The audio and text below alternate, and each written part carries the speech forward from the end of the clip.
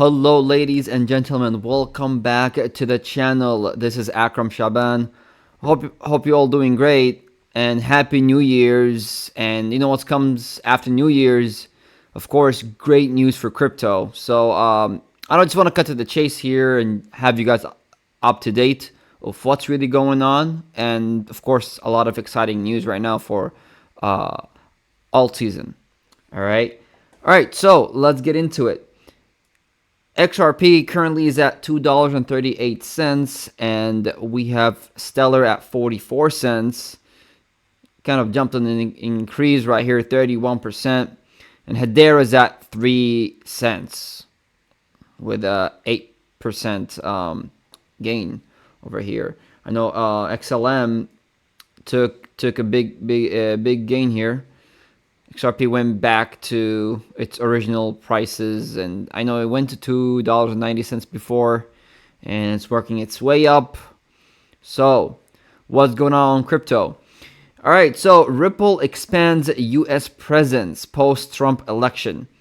This was like an hour ago, just like really an hour ago. Ripple, a blockchain a company focused on cryptocurrency solutions, has significantly increased its focus on the U.S. market following the election of Donald Trump.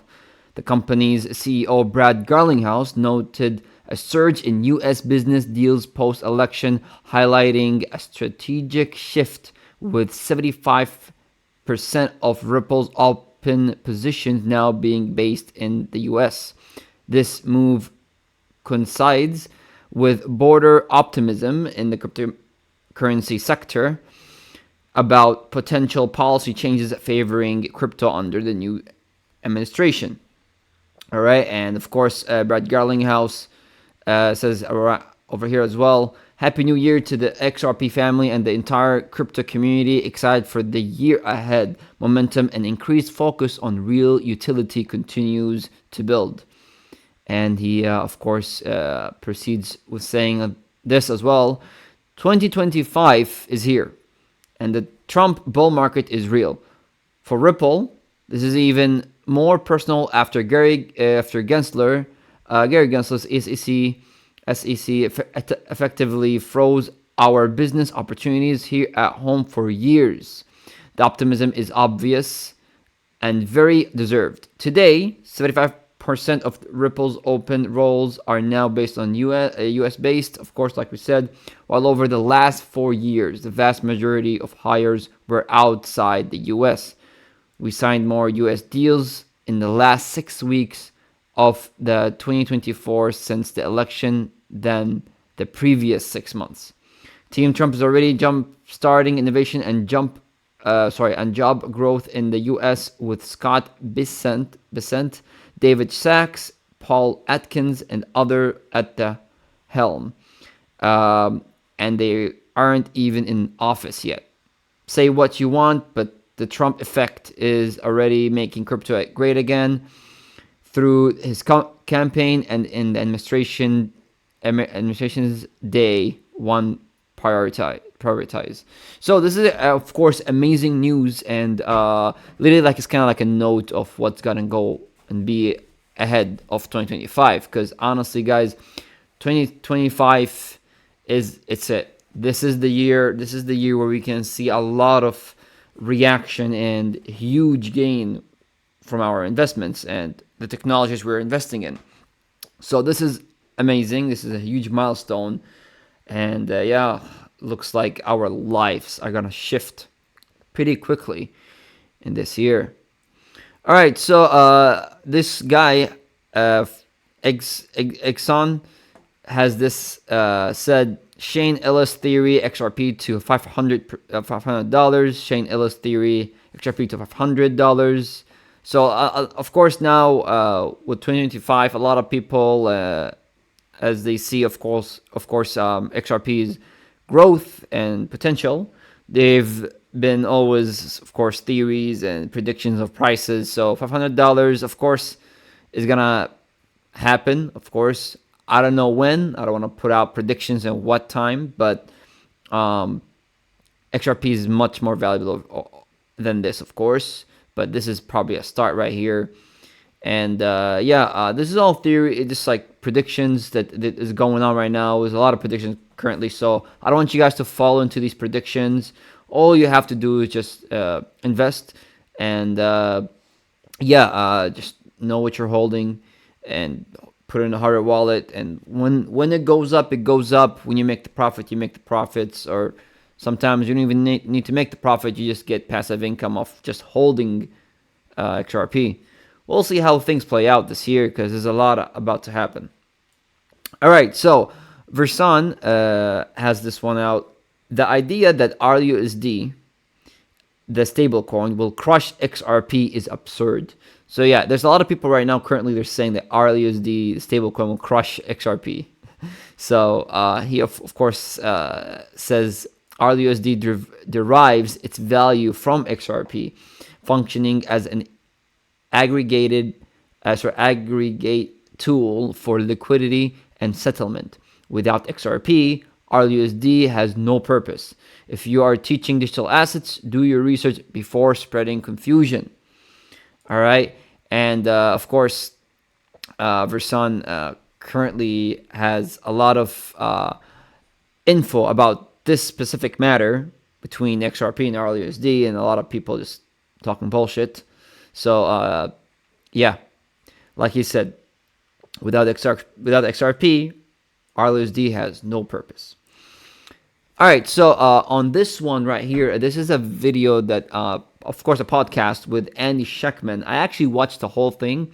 It's an amazing, powerful interview and podcast, if I might say, with Andy Schectman. So by Versan, Vendel, and of course Andy over here. But I just want to cut to the chase here, and I want you guys to listen to what Versan says on this video. Take a listen.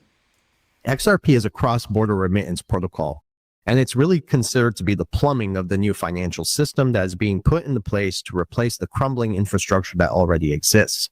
And that's why my brother said it was designed for infinite scalability, because as more value moves, and we're talking about all the value in the world in some way, form, or fashion, tokenized assets, securities, derivatives market, bonds, even the bonds, the Treasury Department talked about tokenizing bonds they didn't mention the XRP ledger, but it's the only one they're working with.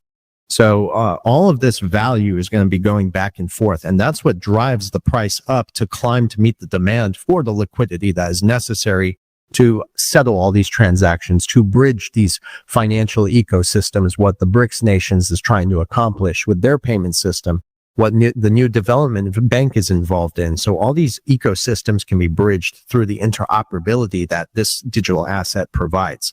So it's considered to be the backbone of the new financial system and the backbone of a tokenized economy. All right. So my input on this is pretty crazy, but every time I've done research on every single thing, and by the way, stay tuned because there's another research that I found. I want to cover it here with you guys at the end of the video. But every research I do always brings me back to Ripple. Like every time I do a research, there's always Ripple there. There's always XRP. You know what I mean? So I'll show you guys what I'm saying at the end of the video before we end it. Of course, we're going to cover it here shortly, but just stay tuned. But yeah, every research I've been making, it always mentions XRP and Ripple. It's always this technology specifically. All right.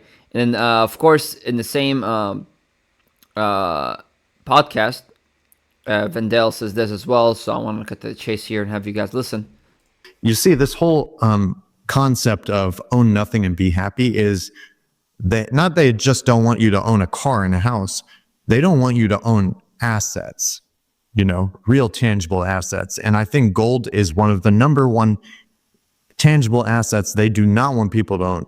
Think about it. Central banks accumulating it extremely heavy, and yet they're on the news telling you, giving Michael Saylor, the guy of MicroStrategy, giving him the spotlight, allowing all the masses to pay attention to what's on the media and letting him say, yeah, buy Bitcoin. The Federal Reserve should replace their gold and buy Bitcoin. He literally said this the other day, and it's the dumbest thing ever. Yeah. This is what they're trying to do. They're trying to lure in uninformed, unknowledgeable retail investors into an asset like Bitcoin that has risen since 2009 over 70 million% and has no fundamentals. All right, so this is pretty important. Of course, as we said over here as well in the beginning. Real tangible assets. So of course, guys, always invest into these precious metals, gold, silver. There's not a financial advice, but I'm just saying those are tangible assets they don't want you to own.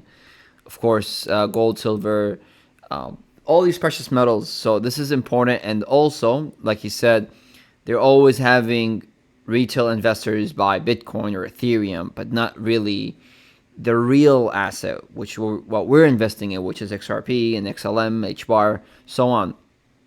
So of course, this is a really powerful one from Vendel, of course, and yeah, this is the system that they're running. This is the agenda they've been fulfilling. Is basically don't own nothing and be happy. So they don't want you to have assets, gold, silver, real estate, you name it. All right, so Uphold says this: Ripple's RUSD stablecoin is making waves with trading volume surging by over 100% in its initial weeks post-launch. So yeah, how do you think RUSD will impact XRP ecosystem and the broader crypto market? All right, so of course, I just want to jump onto this one because RUSD volume has skyrocketed to $600 million in the last 24 hours, surpassing PayPal and EURC. And yeah, over here, it's funny how Uphold says like over 100%. Like we're talking about, holy crap, you see that? Holy shit. So this is more than 100%. This is 1,993.55%. A lot of volume right here under RUSD. So crazy shit. Crazy shit was going on. It's insane though. Wow, the max supply is infinite. That's a stable coin.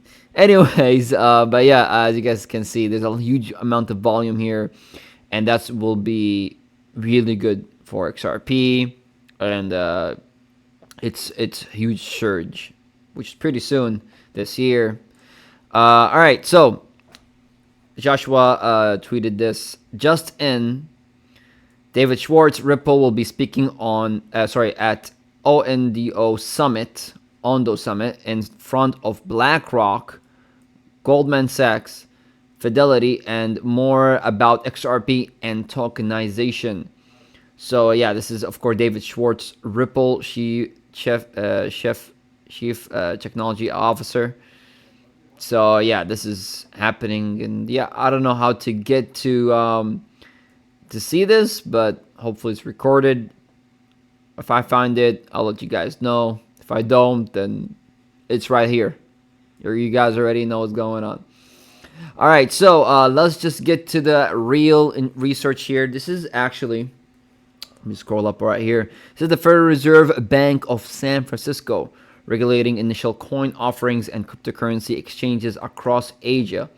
So I came on here to read over this specific topic, and I came across right here. Like I said, every research I find or I make, it always ties into XRP. So it says here, these regulatory actions and earlier rumors of a potential ban sent shockwaves through global cryptocurrency markets. XRP, another popular cryptocurrency created by fintech firm Ripple, fell after some cryptocurrency trackers, which reported the prices of cryptocurrencies, removed the prices reported by Korean exchanges from the aggregate price based on the various regulatory actions. XRP had traded at a premium in Korea due to a variety of restrictions that limit cross-border cryptocurrency transactions, and the elimination of the higher Korea price caused aggregates to plunge through through roughly 25%. And XRP is always involved. Ripple is always involved when it comes to, I don't know, for reserves and all these, of course, banking, even banking documents, of course. So, and also right here, I want to shed light into here. ICOs have attracted regulatory scrutiny as offerings increased more than tenfold to an estimated $3.5 billion in 2017, up from little more than $250 million the year before. With the dramatic rise of virtual currencies and as the lack of compliance with securities regulation and prospect for fraud became apparent, the confluence of ICO proliferation and the increased volatility of cryptocurrencies in Asia prompted many regulators in the region's largest economies to issue rules governing ICOs and cryptocurrency exchanges. All right, I'm not going to read all this, but you guys can pause and read through this if you guys really want. I'm going to have to scroll right here so you guys can see as well if you guys want to, of course, look at it. But other than that, this is always the case with me. Every time I found a research, there's always goes back to XRP, goes back to Ripple, goes back to Brad Garlinghouse. It's always that. I look up also sometimes, that's what I look up. Sometimes I look up the $100 bill and it has the treasury signature on it, Rosa Samantha Royes. I Google her, I find out what she's doing, and she's a board member of Ripple. So everything I research is always ties in back to Ripple all the time. So of course we've been knowing this for a long time, and from here on out, all research I'm gonna be submitting and showing you guys, and it's always gonna be Ripple. It's always gonna be Ripple. And of course, sometimes they don't want to say Ripple. Sometimes they even put it as private sectors. They don't want to actually say it. But with that being said, this concludes this video. And thank you guys for watching. And of course, a lot of support in my previous video. So thank you guys so much for the support. And it's been having fun right now, with the family, and it's been back from Houston, because I was in Houston with Versan and Vendel, for holidays, the Christmas, and I just spent my New Year's here with the family. I came back to Chicago, so a lot of good things. And if you guys really want to have me cover any topics, please leave it at the comments below. But other than that, thank you guys for watching. Have a blessed evening, and happy holidays, happy New Year's, and I'll catch you guys next time. Take care. Peace.